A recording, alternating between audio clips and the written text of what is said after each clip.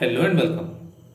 In this video, we will learn about debt to equity ratio. Okay. Now, debt to equity ratio is calculated like this: debt of the company divided by equity of the company. If you divide this by this, you will get DE ratio or debt to equity ratio. Okay. Now, later I will go to the balance sheet and show you how to calculate this. But for now, let me take an example. Okay.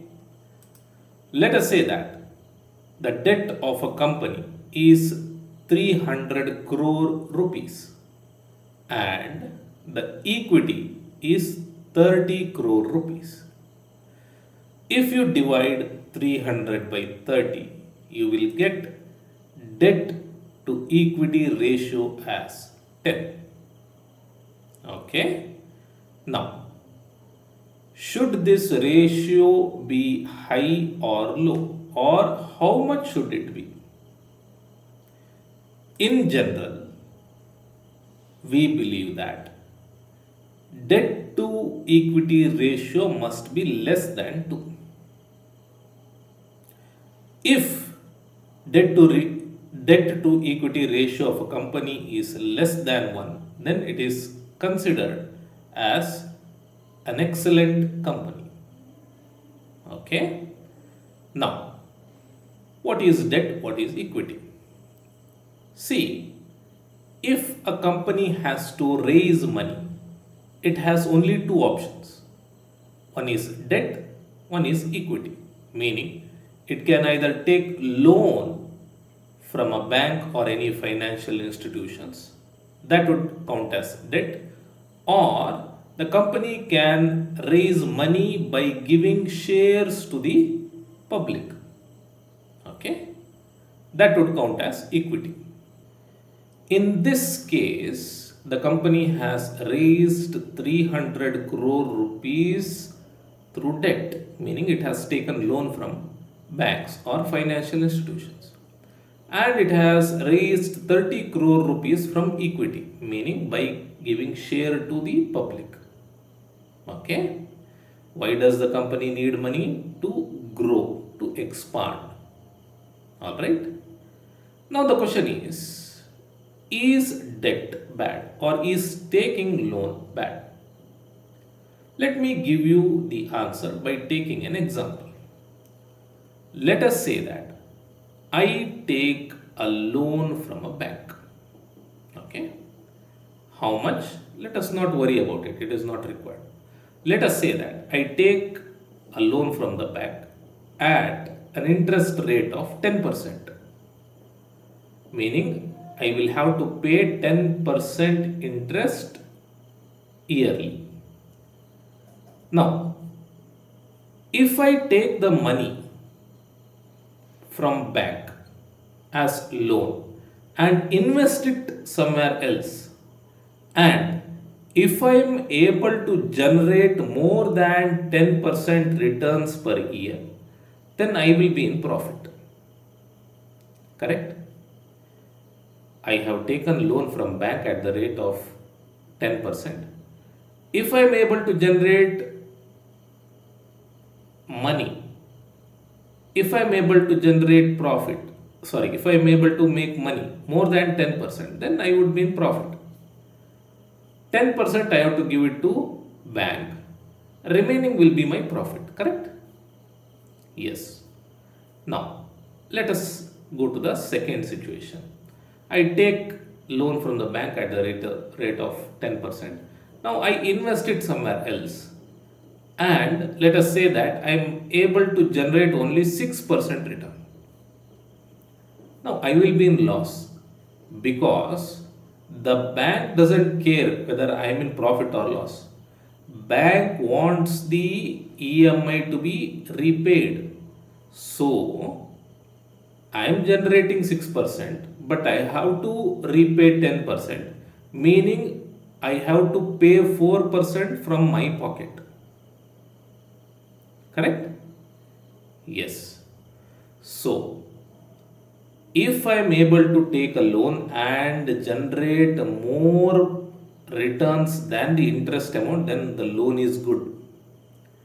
If I am not able to generate more than the interest rate, then the loan is bad. Okay? But taking loan and investing is risky. Correct? Yes. Same case can be applied here. Just because a company has a debt, it doesn't mean it is bad. If the company is able to generate more returns by taking more loan, then it is good. Okay? Taking loan is risky. That's all. Now, what happens when you take risk? Either your risk will work out and the reward will be very high, or your risk will not work out and you will lose a lot. It is either of two, correct? Same way here. Company may take loan and invest in itself. It may grow very well, which is good. It may take money and invest but doesn't generate much returns. It is bad. Okay? DE ratio, if it is more than 2, then it means the company is risky. That's all. Now, how will the risk turn out to be? We do not know. The company may generate very good profits or not. Okay. Now, here, what does it mean by debt equity ratio equal to 10? It means debt is 10 times more than equity. The loan amount is 10 times more than equity. Okay. We want the loan amount to be almost equal to equity, or we want the loan amount to be less than equity, because we want to invest in a risk free company. But remember that if the company takes risk, then there are chances of high reward or also high loss. All right. So if the DE ratio is less than 1, then it means the loan is less or the debt of the company is less. Okay. Now, you cannot apply debt equity ratio to banks, meaning if you want to buy stocks of banks and if you are analyzing the balance sheet of banks and the ratio of banks, you cannot use debt equity ratio on it. Because what does the banks do? They take money from RBI and give it to us, correct? So they will be in loan. The loan amount will be more, and so you cannot use debt equity ratio on banks. Okay, there is a different way to analyze banks, but now let us not get into it. Okay, now let me go to moneycontrol.com and explain you how debt to equity ratio is calculated, and then let me use screener to filter stocks. All right. All right. I have opened up the balance sheet of Escorts Kubota, and I will show you how to calculate debt to equity ratio. Okay. Debt is other liabilities. What is a debt? It is a liability, correct? We have two liabilities here, current liabilities and other liabilities. We do not consider current liabilities because it will be repaid in a year or in an operating cycle, correct? So generally we do not consider current liabilities. So only this would be our liability or debt. Okay. So 194 divided by, we want equity. We consider this and this as equity. Share capital plus reserves and surplus is equity. Because both share capital and reserves and surplus belongs to the shareholders, correct? You know this by now. So this plus this is equity. So let me take 8,200. Okay, let me take 8,200. 8,200 as the equity. So when I give equal to, I can see that the debt to equity ratio is 0.0236. It is way below 1, meaning the company doesn't have much debt, which is good. Okay, which is good. So this is a good debt to equity ratio. All right. Now, if when you compare the debt to equity ratio of years, okay, this year with this year, this year with this year, this year with this year, and if you see debt equity ratio increasing, meaning from here to here debt to equity ratio increases, from here to here debt to equity ratio increases, from here to here it increases, then it doesn't mean the company is bad. I told you, debt doesn't mean it is bad, because you will then have to look at reserves and surplus.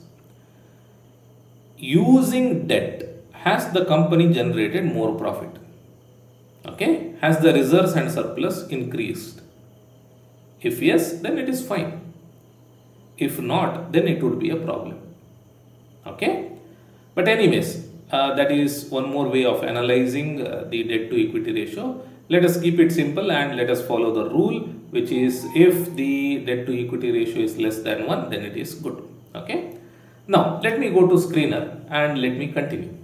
I have applied these three conditions and I have obtained 228 results, and here I will say and debt to equity ratio. So I have this, when I type D I get this menu and I'll select debt to equity, and first let me write less than 2. Okay, let me check how many companies have less than 2.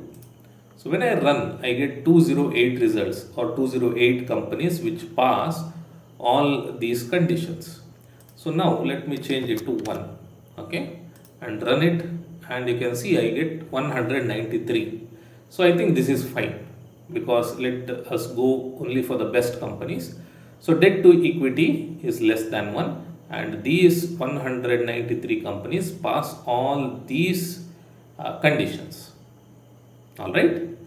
Yes. So this is about debt to equity ratio. I want to stop this without explaining more and confusing you. So that's it for this video. I'll see you in the next video. Till then, take care and thank you for watching.